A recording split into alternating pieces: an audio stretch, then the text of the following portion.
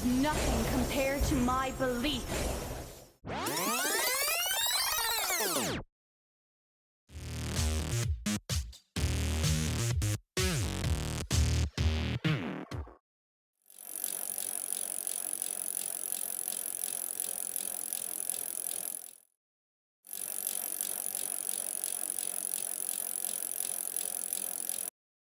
What up, humans?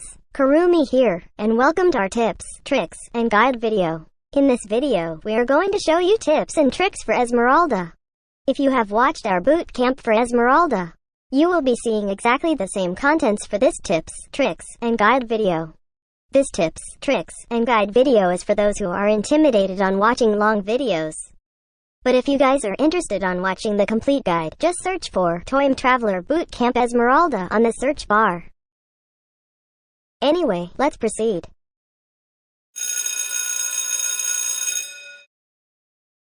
Set second skill to max level first. Prioritizing this makes the base damage of this skill higher. That means the enemy will be receiving more damage and more shield to feast on. Prioritize first skill less and second skill is what you need for damage dealing. But you can prioritize first skill first if you prefer survival than dealing more damage. Always upgrade your ultimate skill when available for upgrading. Esmeralda's passive skill is what you need for your give-and-take relationship with the enemies. The second instance of attack dealt by Frostmoon grants the enemy a shield. You might be wondering why would we give our enemies protection? It's because Esmeralda is a really caring mom.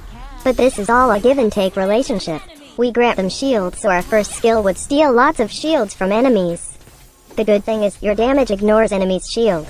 All damage, including the burning effects from items and emblems, are included. With this passive, her basic attack also deals damage with 2 instances. So definitely, Feather of Heaven is one of the best options to deal extra damage to enemies. This skill also transforms Esmeralda's shielding to health gradually. We will demonstrate later when we tackle on her first skill. If ever you worry about making it difficult for your teammates to kill enemies on which you granted shield on, fret not. Just always have your first skill ready so you can suck the shield out of their system gradually. This way, you get a shield for free while your team have fun going on a killing spree. Esmeralda's first skill is what you need for survival, with the ability to grant yourself a shield and steal shield from nearby enemies. Enemies will forever hesitate using Aegis or other shield granting skills beside you. If you have a decent mana regen, you can kind of spam this skill to low-key heal yourself with the help of your passive skill. Also, this is best used after dealing burst damage to enemies. This will make you generate lots of shield to protect you from harm inside team fights. With a movement speed boost, you can use this to either chase enemies, even escape death. For a hidden tip, did you know that the game considers the shield stealing as damage? Not magic, not physical, but just damage. We will show you that later on our experiments. Esmeralda's second skill is what you need to deal damage to enemies nearby you. With the ability to deal damage to enemies nearby you, this will not only hurt them, it will also grant them shield from the Frostmoon damage.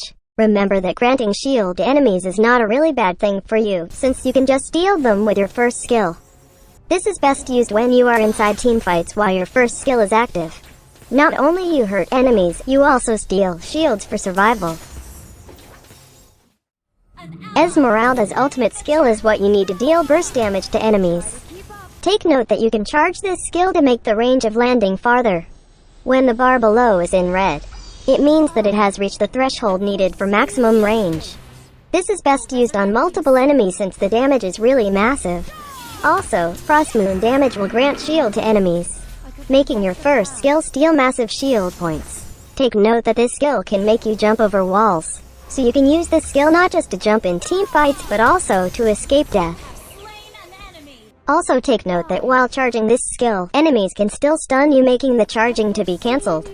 By the way, you can walk while charging this skill, but take note that charging this skill will make your movement speed reduced.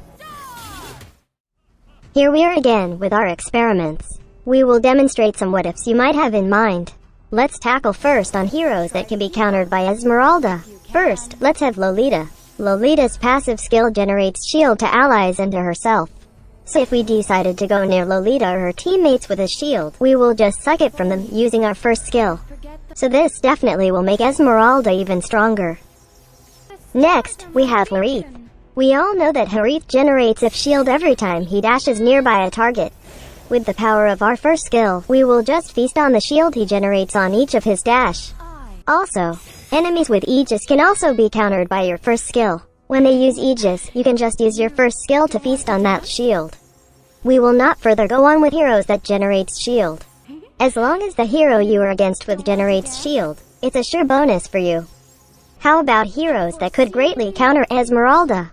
This is a given, but heroes with good crowd control like Kaja, Franco, and Guinevere can stop you from generating shields and stealing them. Your survival depends on your shield generating and stealing, so try avoiding these heroes as much as possible or use Purify to counter these. But just make sure to use Purify before Kaja's and Franco's ultimate skill bites in. You can refer to our Kaja and Franco boot camp about that information. Next, let's test items that bases damage on your basic attacks. Feather of Heaven is a given since it also grants magic damage. But what if Esmeralda has Demon Hunter's Sword and Feather of Heaven? As you can see, mini damage instances keeps on raining. Now why don't we try buying Golden Staff?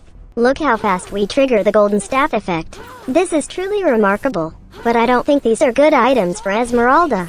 Next, let us show you what we mean when we said that Esmeralda's first skill, shield stealing, is considered as damage. We have Magic Worship in our emblem. Magic Worship will burn the enemy that was hit by us for 3 times. Let's try hitting the target with 2 strikes.